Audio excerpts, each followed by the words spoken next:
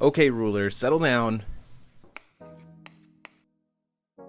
Ruler School is brought to you by Odyssey Games, where you can go to get pre-orders of all the upcoming Force of Will sets, as well as releases of previous sets after they come out. TCGPrime.com with over 100,000 Force of Will singles, as well as out-of-print boxes from the past, and TCG accessories, as well as FoulLibrary.com, a wonderful resource for deck lists, article discussions, and more. Check them out at FoulLibrary.com, as well as these amazing patrons. Special thanks to guest lecturer patrons Shukong Fu, Vite Ramen, and Maxime Van He. Thank you for your support. Class is in session. Hey there, guys. Welcome back to the Tournament Report with yours truly, Paul Reisman. Today we are taking a look at the recent Minnesota GP that was hosted, I want to say around July 17th. So let's just get right into it. So if you look at the ruler breakdown here, we have a total of 39 players who were in attendance in Minnesota, including Mr. Charlie DeMeulle, who was able to head judge the actual tournament. I'm glad he was able to get out and actually be there. He wanted to play, but at the end of the day, he was not able to, but he got to see some cool matches with the rest of us. As you can see, Zeus was the main deck. About 20% of the field was Zeus, meaning about 11 players were on Zeus. Spoiler alert, all the Zeuses in the top 8 are from Michigan, because we drove with them and or flew with them. So they made it into the top cut. The other largest percentage of decks were just the other category, which is pretty standard for GPs like this one. We had Order Alice, which was more of a, instead of a IU swing and just win the game sort of aggro combo, instead we had Fairy of Mott and a ton of other regalia with Linos Varia. It was very interesting to see a control variation of Alice do so well. And we'll talk about that in a little bit. We had about 4 or 5 Typhons actually enter the tournament. One of them made it into the top cut. That was Derek Mugwaneza.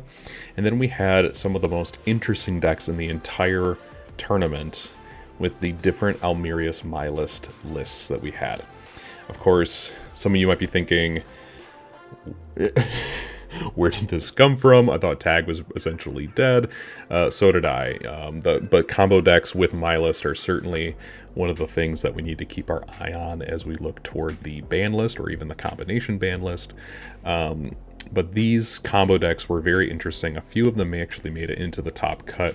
Logan Moses doing the best and getting into the top cut with that. It was really great. We had a couple of Order Nyarlathotep lists and a couple of Belial Asmodeus Olympians decks. And the reason this deck, I think this GP was so light on people. It's still a healthy GP, don't get me wrong. It's about 40 people, which is definitely nothing to scoff at. It's a significant tournament. But there was gas issues were part of the problem with people actually getting into the tournament and flying over. Might be summer plans as well, but 39 is still pretty good. 50 would have been ideal, but you know, gas prices are what they are, so here we are, 39. But we're gonna take a look now at the winners list, and I'm gonna have to pivot over here so you can actually see it. We are looking at first place. Thanks again to Omega097, who is David Kuras. David actually top 8'd in the GP, and we'll give him that credit. These lists are all developed by him, so thank you to David Kuras for that. The Zeus lists were very, very fascinating. At the end of the day, Zeus is a mid-range control, almost toolboxy deck that just kind of bursts out at the end. The whole weekend, especially the Michigan dudes who were playing these decks, were practicing again and again and again. The key here was to try and get their Zeus matchups down to about 20 minutes a game. So that way they would not just be stalled out by timers. One of the things that they went in knowing was that Zeus mirrors can often just lose because they either go to time or because they just draw outright. And so the main strategy for most of the Zeus players was get into situations in which you are just winning the game very quickly against other Zeus players. That being said, in other matchups, Zeus in general, Jeremy was likening it to a Lilia's Petal Nine-Tailed Fox matchup, in the sense that you just kind of let the win come to you, and you just sort of outplay your opponent.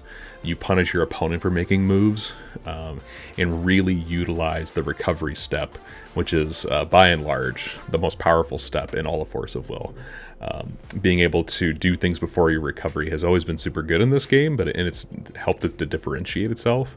But Zeus really captures what is so good about that. That being said, we're going to move on to the actual cards in the deck. For the most part, this is pretty straightforward. The core of Zeus is pretty... how do I say this? It's pretty cookie cutter. Let's go with that. But what you're going to find here is that Jordan played some very particular techs of his own that did some interesting things in his matchups.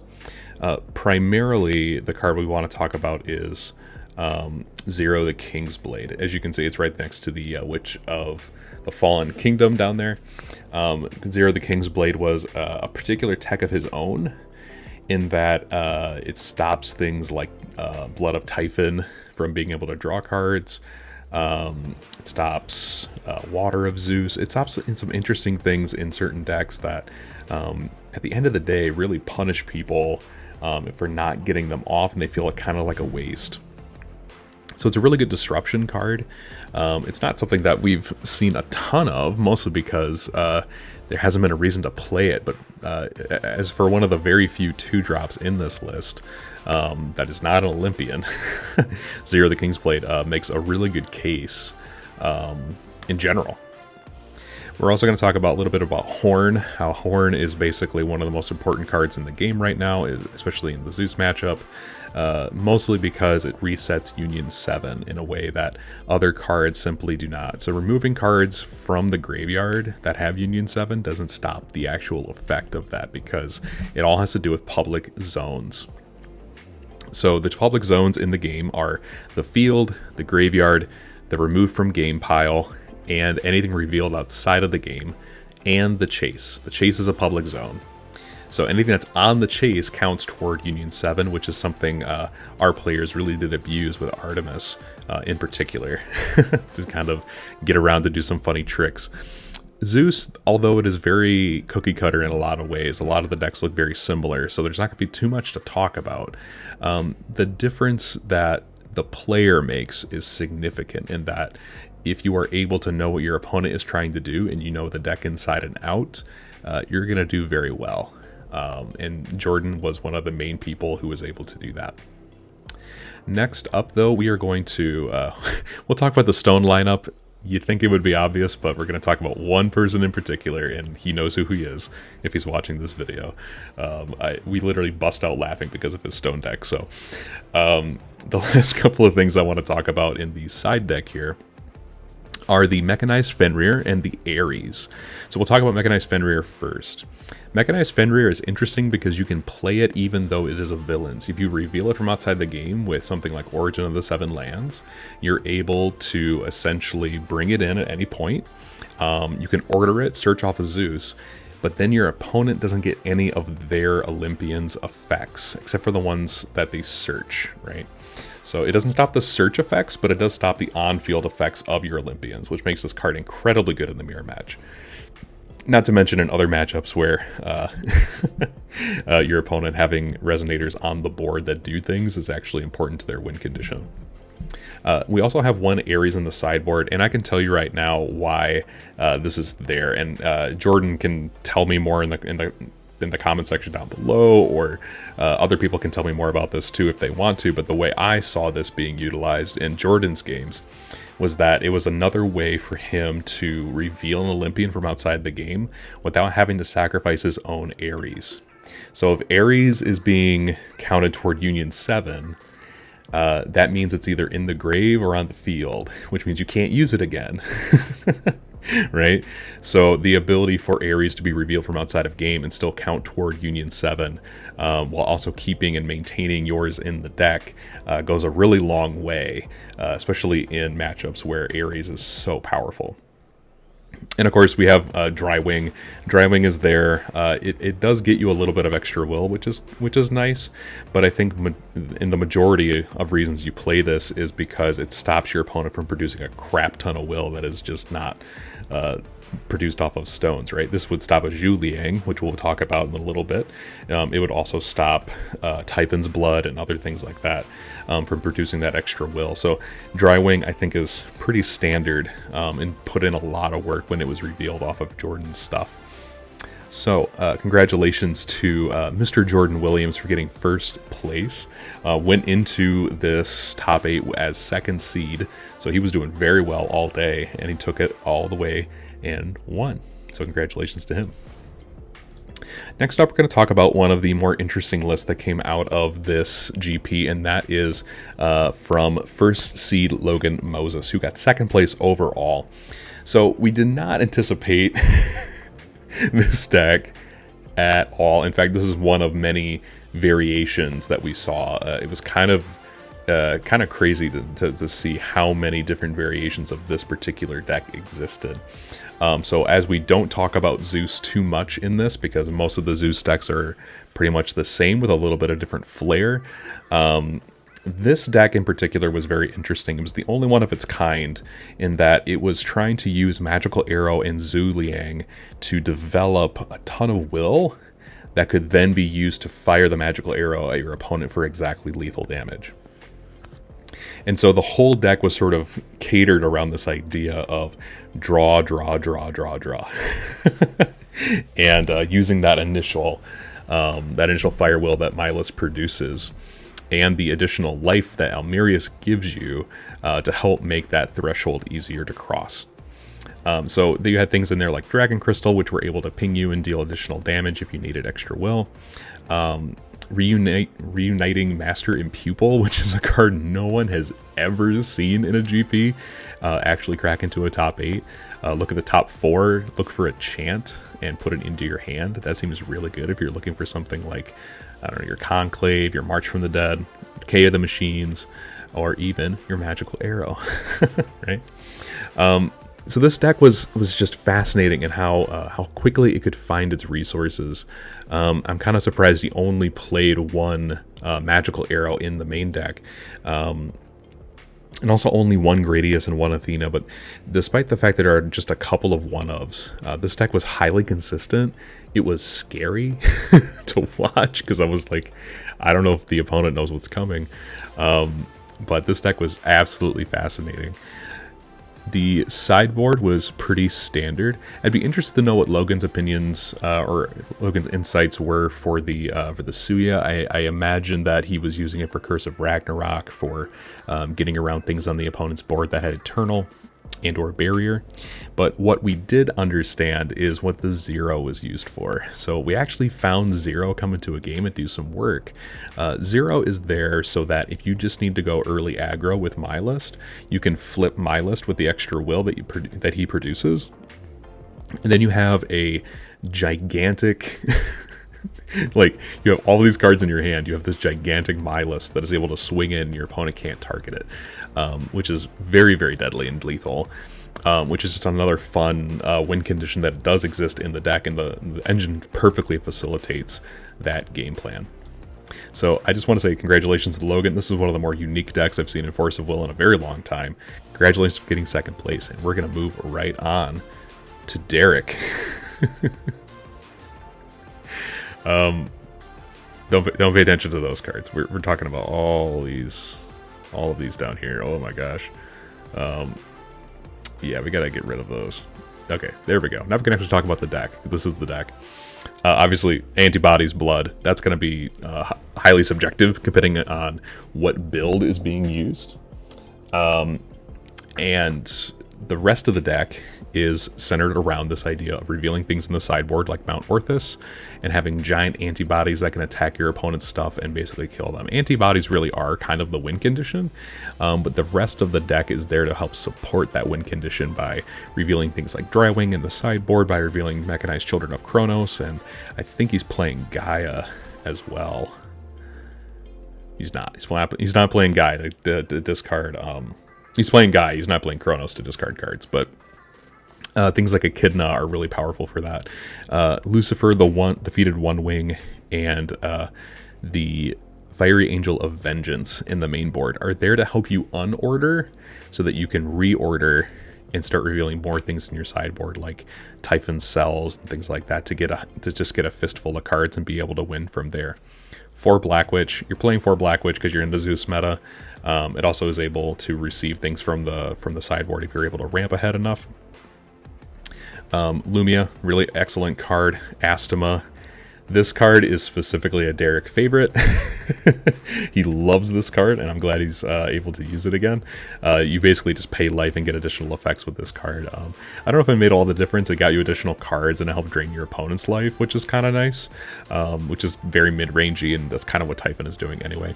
For Origin of the 7 lands, this is so you can reveal all of these cards in your sideboard relatively easy outside of Typhon revealing them. So you're getting multiple Mount Orthus on the field, not only just getting the quick cast buff, but you're also getting additional tokens. You're getting additional buffs from those Orthus. He plays 1 antibodies as well, so you're able to reveal an antibody and just have a static 4/4 every time you play it, plus whatever else you've played in the rest of the game. Typhon is a little bit more complicated than I think we maybe gave it credit for. We have Dante enters the Game of Gods for additional draws.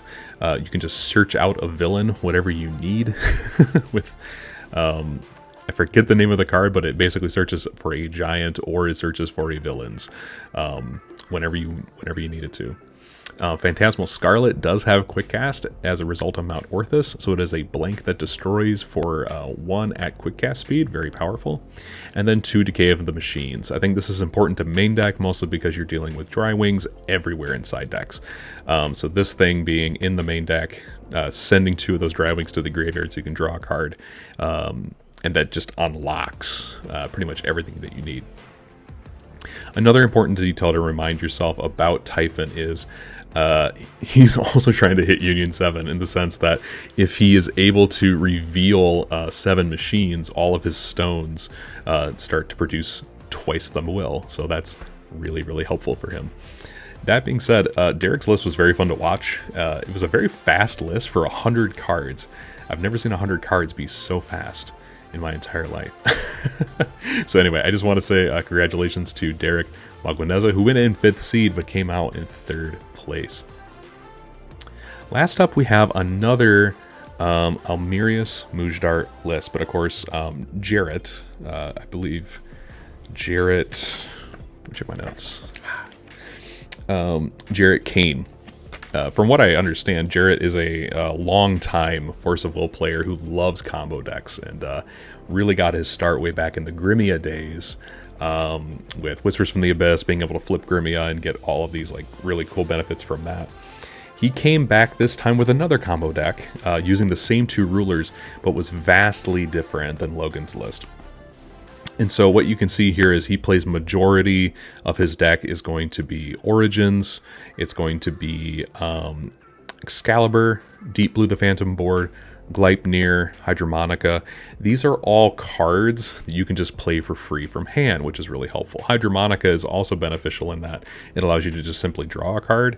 Excalibur and Deep Blue actually produce will if you have additional cards of those in your hand. So you're kind of starting to see what he's abusing here.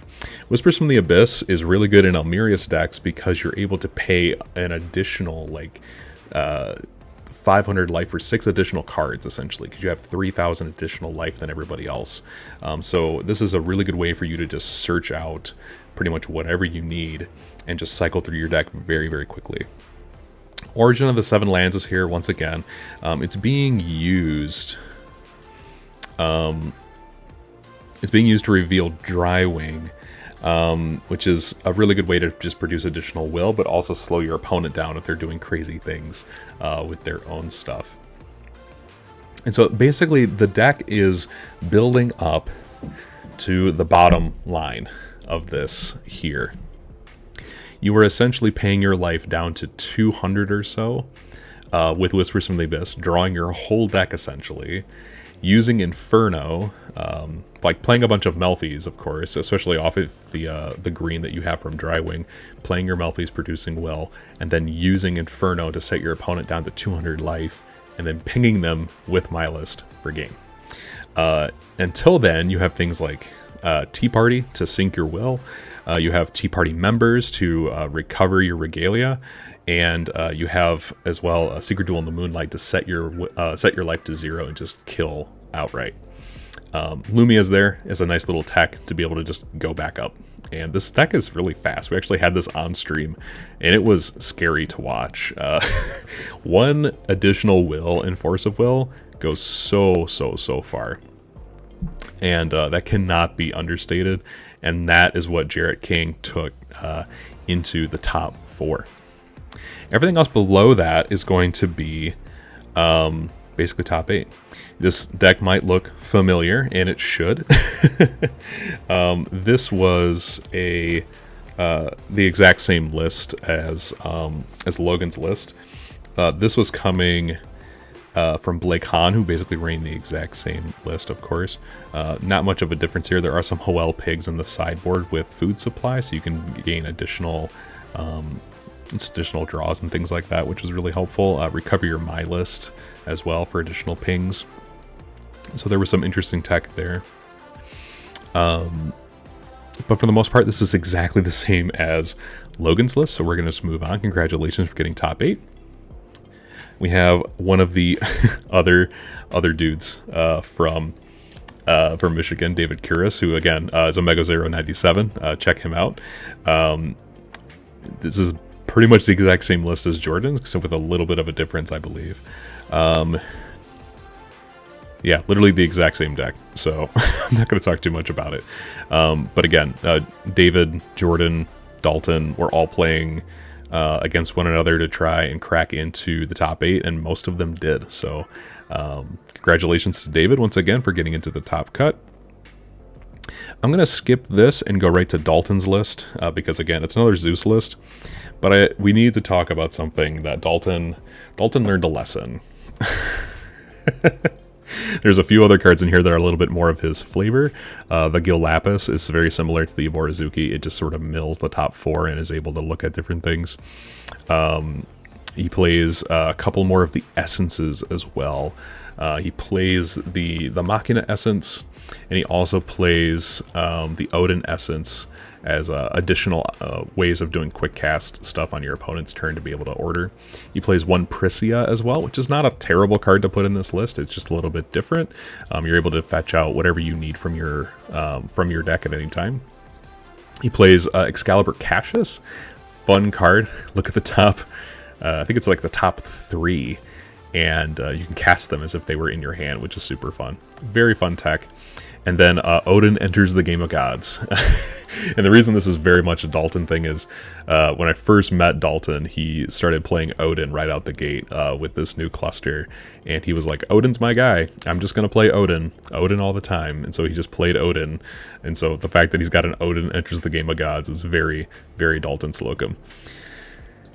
Now we have to talk about a stone deck. So Dalton got top 8. But I think he probably could have gone on, and the reason he got top 8 is because of Knowledge Stone. Magic Stone of Knowledge. So this card isn't very good if you rip it as the first stone of the game. You basically just lose because you don't have White Will. And Zeus thrives off of White Will. Now, of course, it's a 10% chance. You're saying those odds are pretty low. It literally cost Dalton a game, so he went to the vendor, purchased another Ataracti's Memoria. He gave me the Knowledge Stone, and I literally ripped it in front of him and tossed it away because I tried to break the curse for him. So you can just delete that card from this list at this point because it's no longer in his list. He also plays one Zeus Alice in the sideboard to reveal off of his own origin. He plays Olympus as well, and that's just to be able to say, I've got Olympus if I can't get it. Magna, Mechanized Fenrir. Some of these cards are very similar, as you can see, but Dalton had his own little flavor, and he was playing very, very strongly all day long, and was enjoying himself so much at his first official GP. So that is all I've got, guys, except for this last list. So let's talk about Mr. Joe Veronic's Control Alice list. So this is very interesting in the sense that even though Ayu is in the deck, the purpose of this list was not to go super heavy into the OTK potential of Order Alice. The purpose of this was to make a ton of Regalia and play Light Mage of Mott, which you see down at the very, very bottom next to his Charlottes. The Light Mage of Mott, Fairy Mage of Mott, excuse me, gets additional stats for every Regalia that's on the field. But at some point, she also gains Barrier if you have 5 or more Regalia on the field. So you see things like Gleipnir in here. You're going to see things like Alice enters the Game of Gods to give you additional Regalia. Alice herself gives you Regalia. Regalia Beast is not only a Regalia itself. If you order it, it becomes, like, it just gives you 2 Regalia right off the bat. It also taps for additional will. Regalia Beast is probably one of the best mana dorks we've seen in a very long time. And then one of the hallmarks of the deck that I really, really appreciate is Linos Varia. So Linos Varia is just a crazy and absurd card. On your turn, your opponent doesn't get any effects. It has Eternal, so you can't really get rid of it that easily. And so it's basically just going to stay there. It caused some really interesting ruling questions for the judges. I know on stream I was a little bit confused as to how some interactions would actually work. But just because it is an enter effect, it's not a continuous effect. It's an enter effect that leads into a continuous effect, which leads into very confusing and interesting things.